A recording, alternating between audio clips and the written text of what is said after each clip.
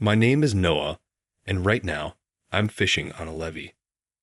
The trick to catching fish is to stay calm and keep a low profile.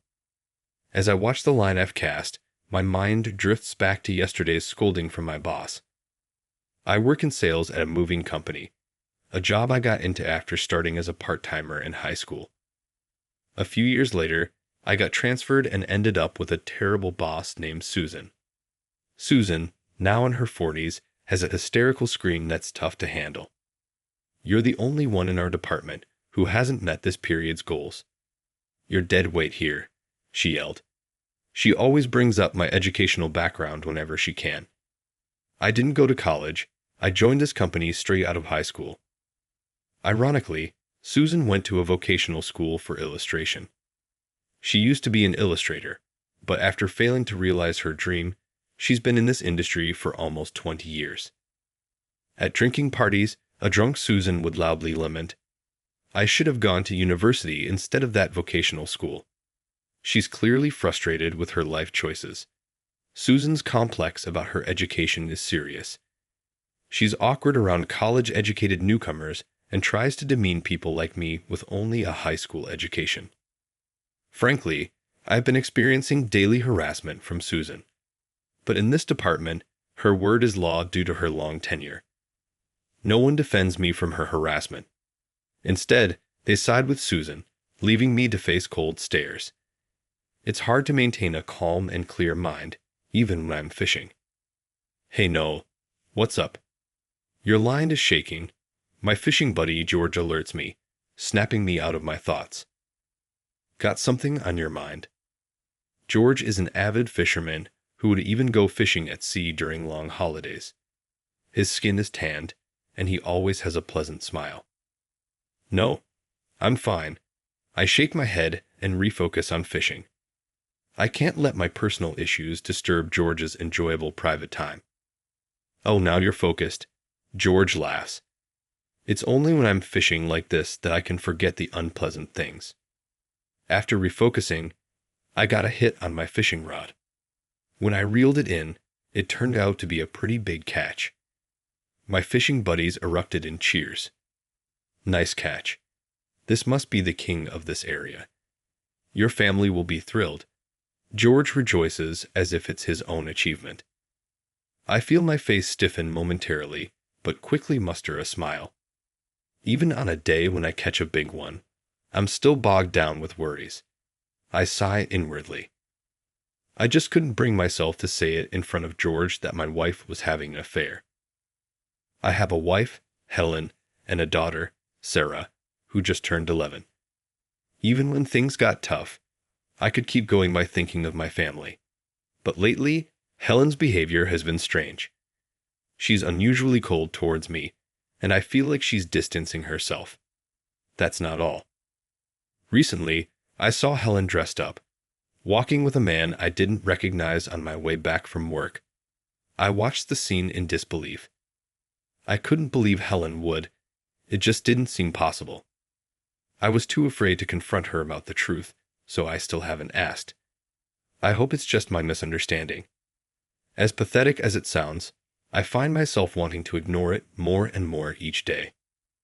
I thought showing her the fish I caught today might improve our relationship, even just a little.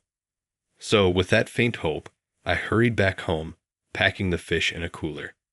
But my wishful thinking quickly crumbled.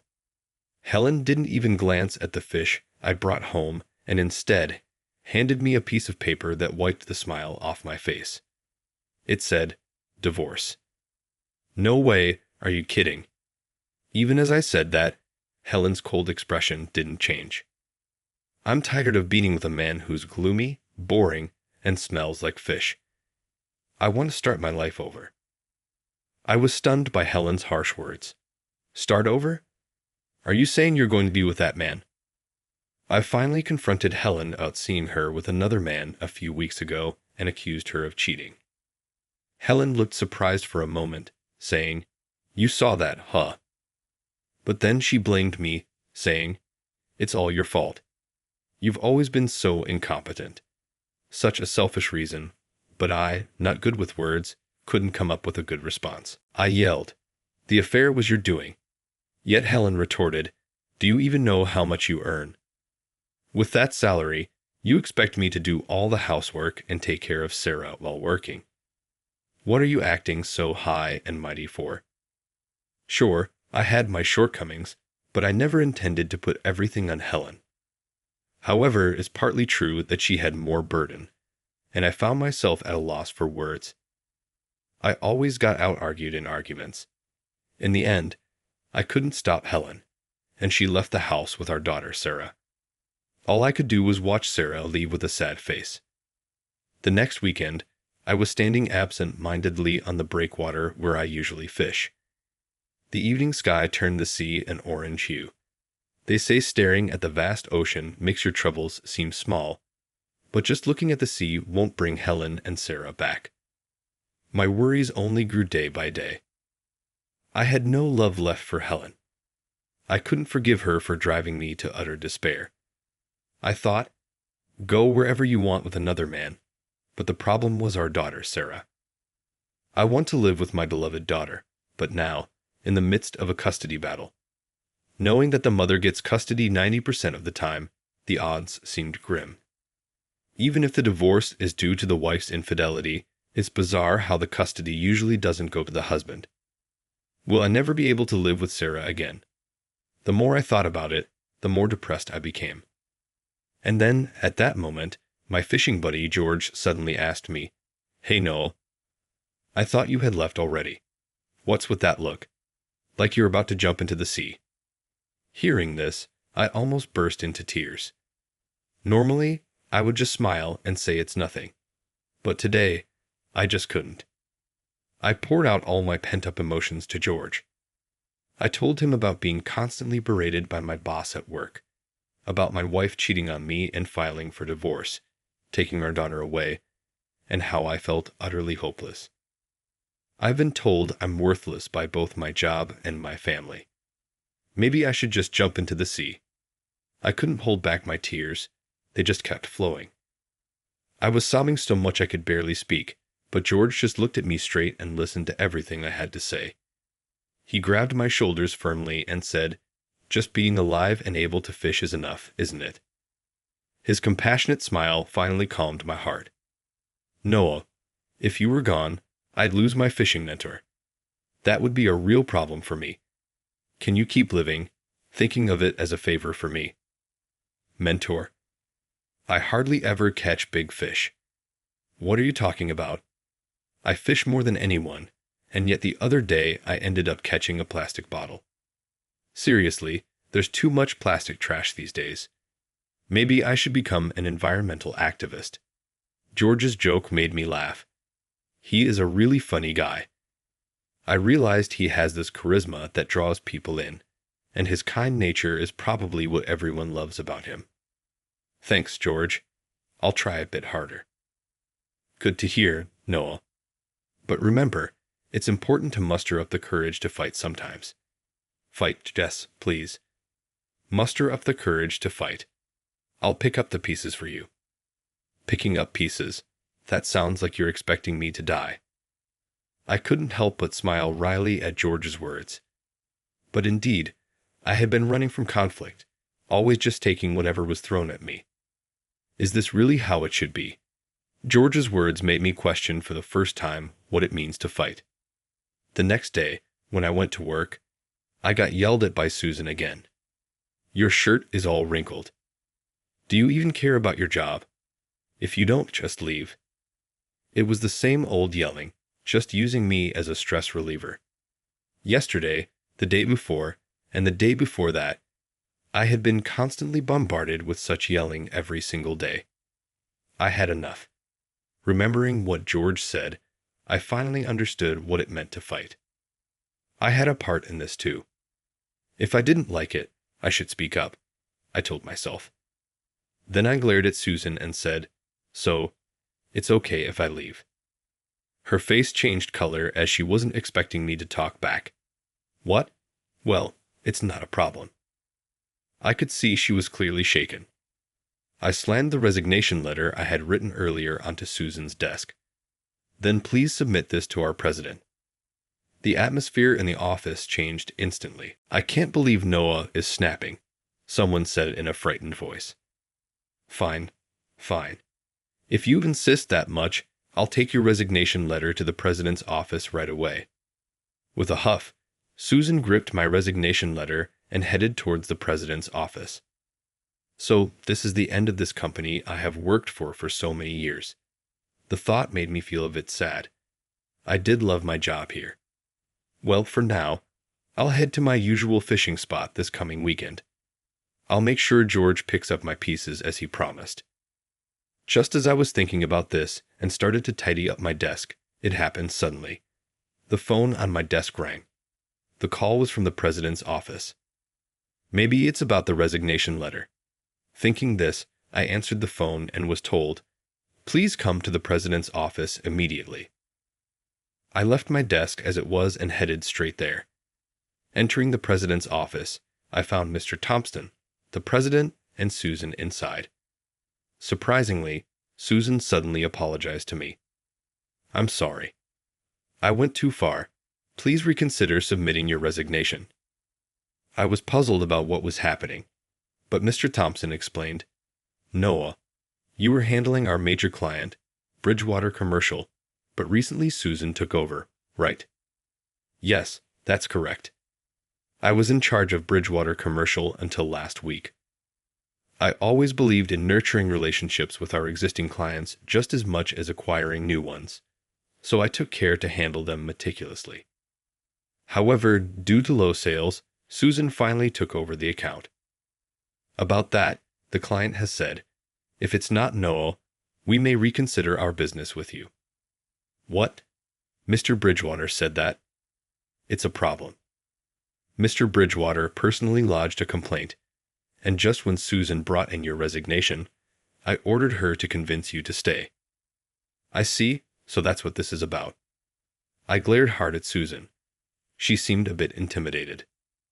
Now was the time to truly fight. I have been suffering from workplace harassment by Susan. At this, President Thompson's expression changed. "What? What do you mean, Susan?" Susan stammered, I told Mr. Thompson about all the abuse I had endured from her. If Susan stays, I still intend to leave." Mr. Thompson then said gravely, "Understood. Workplace harassment is a serious issue in this day and age. We will thoroughly review our conduct." A few days after this meeting, an internal inquiry confirmed the harassment by Susan, and she was demoted and transferred. It was an unusually quick decision. The company wanted to restore trust with Bridgewater Commercial as soon as possible, so I was put back in charge of Bridgewater Commercial. Come the weekend, I went fishing as usual. George was next to me, and I told him about Susan's transfer. "Wow, you did it after all. You fought well, Noah." "No, it's all thanks to your advice, George. I'm truly grateful, and I'm happy to be back handling the Bridgewater Commercial account." "That's great, Noah. I'm glad to be working with you again." "Thank you. I look forward to continuing our work together, Mr. Bridgewater." Hey, drop the Mr. Bridgewater when we're off the clock." George waved his hand shyly. Actually, the president of Bridgewater Commercial was none other than George Bridgewater himself. Thinking back, my success in this major deal was thanks to my hobby of fishing. Being able to fish alongside George like this was also due to his invitation during a business meeting, asking, "How about we go fishing together next time?" Of course, this recent issue was also resolved with George's help. He had said he'd pick up my pieces, but I never expected him to go this far. I can't thank him enough. I said this and bowed my head many times, but George looked at me and said, "The fight isn't over yet, right?" "That's right," I replied. I still had a big battle ahead of me. It was a custody battle for my daughter, Sarah. "If you win custody, bring your daughter here again," George said with a smile. I nodded firmly in response. Half a year passed. I fought.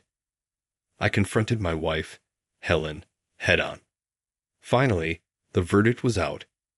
I went to the fishing spot where George was to report the outcome, with my daughter in tow. In the end, George had helped me again. Being a business owner, he knew many good lawyers and referred one to me. Thanks to that, the court proceedings went in my favor, and now I am able to live with my daughter Sarah. Sarah, like me, has trouble speaking up. She couldn't express herself to her mother, but when the lawyer facilitated a conversation, she expressed her desire to stay with me, saying, "I want to be with Daddy." "The battle is finally over, Noah," George said, intently watching his fishing line. I whispered, "Yes," in response. I always felt pathetic, always being helped by George. To my slight dejection, George asked, "Sarah, do you like your dad?" Sarah, who became a 6th grader this year, seemed embarrassed to say "I like" out loud.